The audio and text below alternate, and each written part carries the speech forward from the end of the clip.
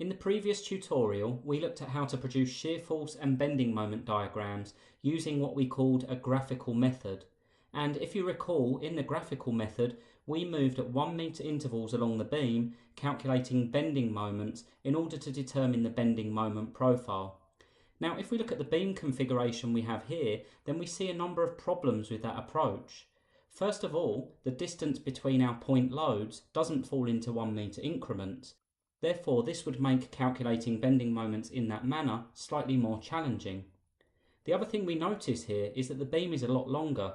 So if we were to calculate bending moments at 1 meter intervals, it would require us to do a lot more calculations than in the previous examples. So this time we're going to use an analytical method, which uses the shear force diagram to determine the location of the maximum bending moment. And that actually means that we would only need to carry out one bending moment calculation. So the first step in this process is to calculate RA and RB. Now, if you recall, we've said on a number of occasions that before we can calculate RA and RB, we need to replace our UDL with an equivalent point load. So as we look at our diagram there, we see that we have a UDL that spans an 8.5 meter section and a 9.2 meter section. So what we can do is we can calculate the overall length of our UDL. And the length of our UDL then is 17.7 metres. And if we want to calculate the weight of the point load that's going to replace our UDL, then what we need to do is we need to multiply our weight per metre, which is given here as 4 kilonewtons per metre, by the length of our UDL. So 4 times 17.7 gives 70.8 kilonewtons. Just note here that our units are kilonewtons because our UDL was kilonewtons per metre. And in fact, all of our forces in this example are in kilonewtons. So now we know the magnitude of the point load that's going to replace our UDL. What we don't yet know is its position. But if we look at that UDL, which is 17.5 metres long, then we know that our UDL is going to be positioned in the centre of that section. So just a quick calculation, half of 17.7 over here on the right, 17.7 over 2 is 8.85 metres. So that point load that's replacing our UDL is going to be 8.85 metres from the left-hand support. We could have done 8.85 metres from the other end, but it's much simpler to do from our left-hand support, and a magnitude of 70.8 kilonewtons. So now we can calculate our two support reactions, and the first thing I'm going to do is I'm going to take moments about A. So the sum of the clockwise moments equals the sum of the anti-clockwise moments about point A. And if we work from left to right, we have a 22 kilonewton force. I'm going to work in kilonewtons, but I'll just note that my final reactions are in kilonewtons. That's 8.5 metres from the support. Next, I'll take my weight, which is 70.8 kilonewtons. This is the weight of the UDL, times 8.85 metres. And finally, I have my 240 kilonewton point load, and the distance of that is 8.5 plus 9.2 away from the support. Well, we've already said that that's 17.7 metres. And all of that is going to be balanced by our force at the right-hand support. The reason being is the force at the right-hand support is going to cause an anti-clockwise moment, and its distance back to RA is going to be the full length of the beam. Let's just calculate the full length of the beam next to our diagram. We've got the length equals 8.5 plus 9.2 plus 12.8. Therefore, the total length of our beam, and this isn't to be mixed up with the length of the UDL, but the total length of the beam this time is 30.5 metres. So the distance from RB back to the left-hand support is 30.5. adding that to our equation there. Now the next step is to simplify the left-hand side. So I'm going to multiply out each of those brackets and add each of those terms together. And that gives me 5061.58. And that's still going to equal 30.5 RB on the right-hand side. And the final step then is to divide each side of that equation by 30.5, giving me RB equals 5061.58 divided by 30.5, which equals 165.95, and take care the units here are kilonewtons.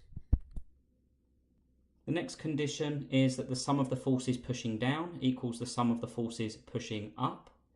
So sum of the forces down equals the sum of the forces up. The important thing here to note is that I'm dealing with the forces this time, not the moments. So I only have three forces pushing down, 22 kilonewtons, 240 kilonewtons, and 70.8 kilonewtons. That's going to be balanced by RA, which we don't yet know. We need to calculate RA, plus RB, which we do know, 165.95. So simplifying the left-hand side, I get 332.8, and that equals RA plus 165.95. So the last thing I need to do to each side is subtract 165.95, so I'm going to get RA equals 332.8 minus the 165.95, which equals 166.85. And once again, that's kilonewtons. So we see here that the two reaction forces are very close to each other in magnitude. So I'm going to do a few things. I'm going to first of all add those two forces to my diagram. So I've got RA is 166.85. We need to make sure we get these the right way around. So 166.85 kilonewtons for RA, and RB is 165.95.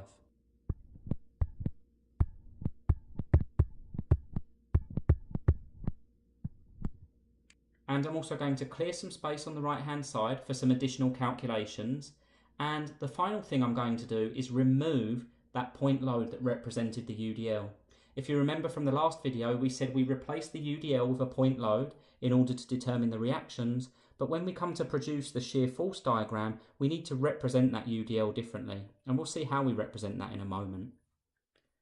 So now that we have our two support reactions, we're going to produce our shear force diagram, and we're going to do this in exactly the same way as in the previous tutorials.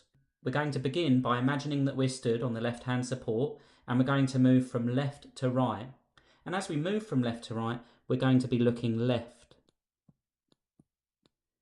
Now what this means is that we will only be able to see the forces that are in front of us. So when we step off of the left-hand support, we'll only be able to see RA. When we get to the 22 kilonewton force, we'll be able to see RA and 8.5 meters of UDL, and so on as we traverse the beam.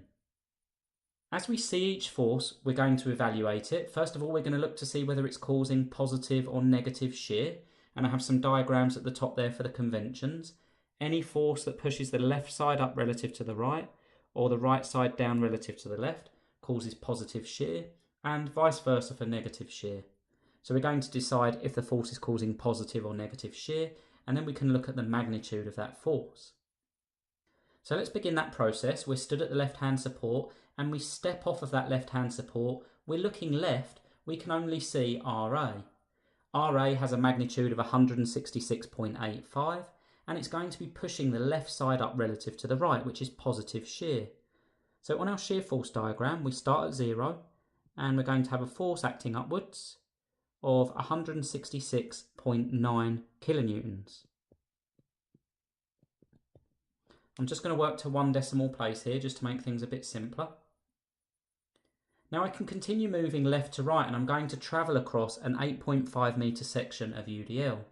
But when I'm stood at the left-hand support, or at RA, and I look left, I can't see any of that UDL. When I'm stood halfway along that section, I can see half of the UDL. And it isn't until I get to the 22 kilonewton force that I can see all 8.5 metres of that UDL. Well, each metre weighs 4 kilonewtons, therefore 8.5 metres weighs 34 kilonewtons. So I'll represent this on my shear force diagram. When I'm at RA, I can't see any of that 34 kilonewtons, and when I get to the 22 kilonewton force, I can see all 34 kilonewtons. So I'll show that on my shear force diagram like so, minus 34. So if I begin in my calculator with 166.9, because that's the magnitude of RA, from that I need to minus 34 because that section of UDL is pushing the left side down relative to the right. And that will take me to 132.9 kilonewtons.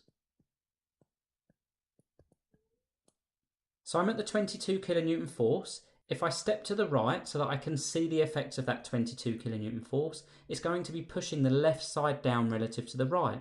So once again, this is negative shear. So I'm going to come down, and I'm going to come down another 22 for that 22 kilonewton force. I have 132.9 in my calculator, minus 22 gives me 110.9. Now as I continue moving left to right, I'm going to travel across another 9.2 metres worth of UDL. And the important thing here is that we're evaluating forces, not bending moments. So I've already evaluated this 8.5 metre section of UDL, and now I'm going to evaluate this 9.2 metre section of UDL.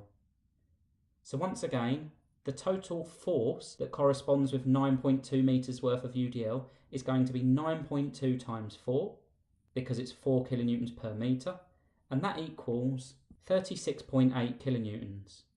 But when I'm stood at the 22 kilonewton force looking left, I can't see any of that 36.8 kilonewtons, and it isn't until I get to the point of application of that 240 kilonewton force that I can see all of that. So when I get to the 240 kilonewton force, I have minus 36.8 for that section of UDL. Well, 110.9 minus 36.8 is 74.1. So now I'm at the 240 kilonewton force. When I step off of the 240 kilonewton force to the right hand side, it's going to be pushing the left side down relative to the right, so it's causing negative shear. On my diagram then, I need to come down another 240 kilonewtons. I already have 74.1 in my calculator, minus 240 gives me minus 165.9. Now if I continue moving from left to right, I've already evaluated all of the forces. I'm not going to pass any more forces until I get to RB. Therefore, I'm just going to come along horizontally on my shear force diagram. So now I only have one force left to evaluate, and that's RB. Well, if we can imagine ourselves passing RB, assuming that the beam continued like so, then we can see that RB would be pushing the left side up relative to the right, which is positive shear. So in actual fact on our shear force diagram, we would have to come up the magnitude of RB, which is 165.95.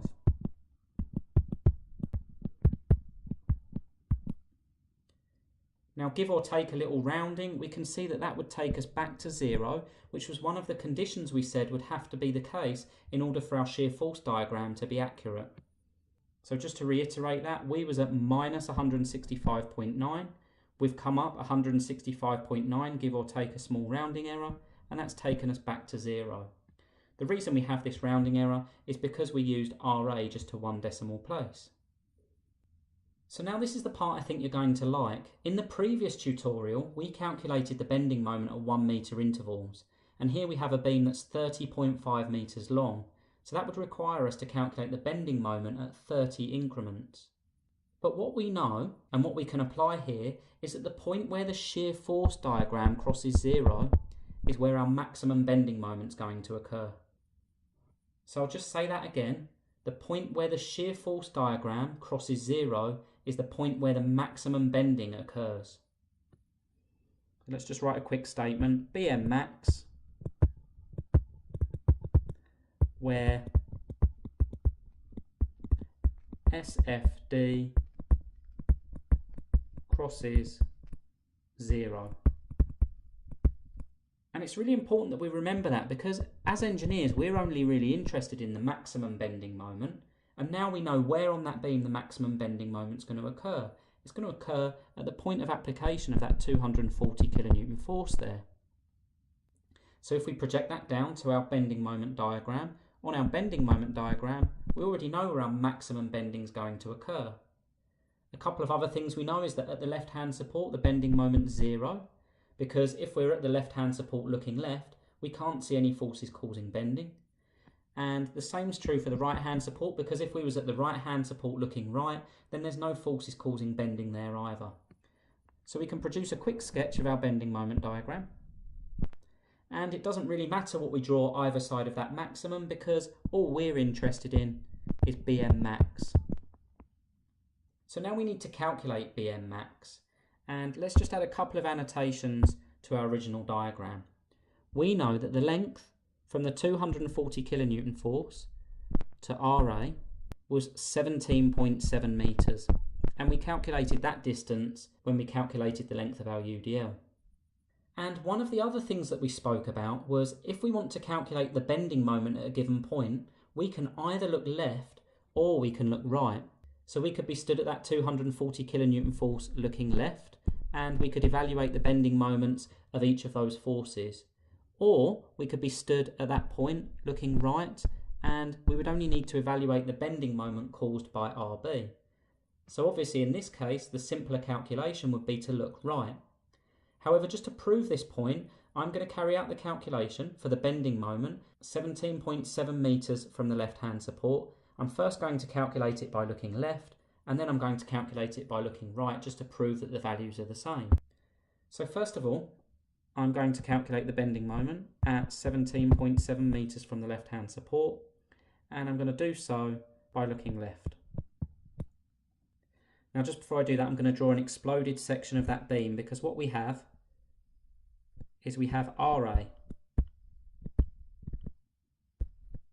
We're stood here at the point of application of the 240 kilonewton force. So the 240 kilonewton force isn't going to cause any bending.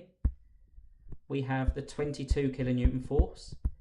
Now its distance from where we're stood is 9.2 meters. And the distance back to RA, as we've just said there, is 17.7 meters. But we do still have another force to evaluate, because in that section we have 17.7 meters worth of UDL. And we calculated the size of force resulting from 17.7 meters worth of UDL earlier on, because 4 times 17.7 was 70.8. And we also calculated the distance from RA to that point load as 8.85 meters. But one of the things we said was we could just as easily take the distance from the 240 kilonewton force. Well, if this distance here is 8.85 meters and that force is in the center of the UDL, then this distance here must also be 8.85 meters. Now finally, let's look at the effects of each of those forces. RA then, from the point where we're stood, is trying to make the beam want to go like this. And that's positive bending. We can refer to our convention, sagging is positive bending. But the 22 kilonewton force is trying to bend the beam the opposite way. It's trying to cause negative bending. And the same is true for the 70.8 kilonewton force that we've just added, and that represents 17.7 meters of UDL, and that's also trying to bend the beam in the negative direction. So let's return to our calculation for the bending moment at 17.7 meters. We have RA at a distance of 17.7 meters. RA has a magnitude of 166.85.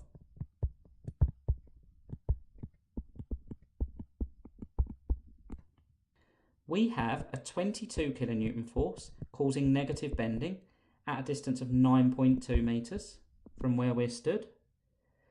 And we also have a 70.8 kilonewton force, which is the weight of the UDL, at a distance of 8.85 meters, causing negative bending. So the sum of all of that then, M 17.7, is 2124.3. and it's kilonewton meters because all of our forces there are in kilonewtons. So let's try the simpler approach this time just to prove that this works. This time we're going to be looking right, and again we're calculating m at 17.7 meters. But this time when we look right, referring to our main diagram, we can only see RB. RB is causing positive bending, and it's at a distance of 12.8 meters from where we're stood. So our only calculation here then is 165.95, which is the magnitude of RB, times its distance from where we're stood, 12.8 meters, and that gives us 2124.2.